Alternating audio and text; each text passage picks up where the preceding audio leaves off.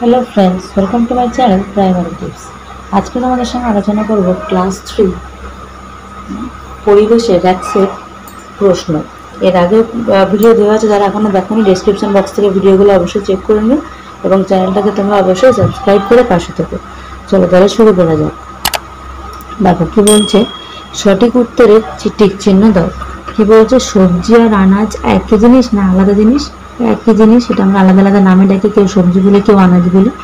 ব্রাহ্মী শাক খেতে ভালো লাগে কিভাবে? তরকারি করলে, ভাজা করলে নাকি জুস করে? অবশ্যই ভাজা করলে, মুচমুচে ভাজা করলে খেতে ভালো লাগে। খেজুর রস পাওয়া যায় কোথায়, কখন? গ্রীষ্মকালে, শীতকালে না বর্ষাকালে? শীতকালে দেখি আমরা খেজুর গাছে ডাবলি পাতা হয়, তাহলে শীতকাল হয়ে যাবে। বিষ ফল দেখতে কেমন হয়? জাম, লিচু না আমের মতো? জামের মতো। গ্যাসের ব্যবহার ছিল না আজ থেকে কত বছর আগে? 40-50, 70-80 না 20-30 বছর আগে? 70-80 বছর আগে। শূন্যস্থান পূরণ করো। এদেশে ড্যাশ হলো বিদেশ থেকে আগত খাদ্য, তাহলে কি হবে? আলু হলো বিদেশ থেকে আগত খাদ্য।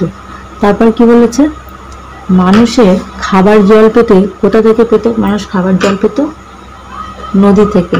মুন্নি পড়েছে ড্যাশ সালোয়ার কামিজ, তাহলে সবুজ রঙের সালোয়ার কামিজ। গরমের সময় ড্যাশ পোশাক আরামদায়ক, গরমের সময় সুতির পোশাক আরামদায়ক। ড্যাশ শাড়ি তাড়াতাড়ি শুকোয়, কি শাড়ি? সিনথেটিক শাড়ি। দেখো এই প্রশ্নগুলো তোমরা করে যাবে, দেখবে পরীক্ষায় তোমরা 90% এখান থেকেই কমন পেয়ে গেছো। তারপরে কি দেখো, ডান স্তম্ভের সঙ্গে বাম স্তম্ভ মেলাতে হবে। কি বলেছে, সোয়েটার কি হবে দেখো, তাহলে ভেড়ার লোম হয়ে যাবে, লোম থেকে হয়।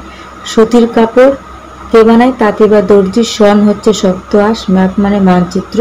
হিমসাগর কোথায় পাওয়া যায়? পশ্চিমবঙ্গে পাওয়া যায়। তারপর কি বলেছে, সঠিক উত্তর দাও। কি কি দিয়ে স্যালাড বানানো হয়? তাহলে শসা, টমেটো, গাজর এবং পেঁয়াজ দিয়ে বানানো হয়।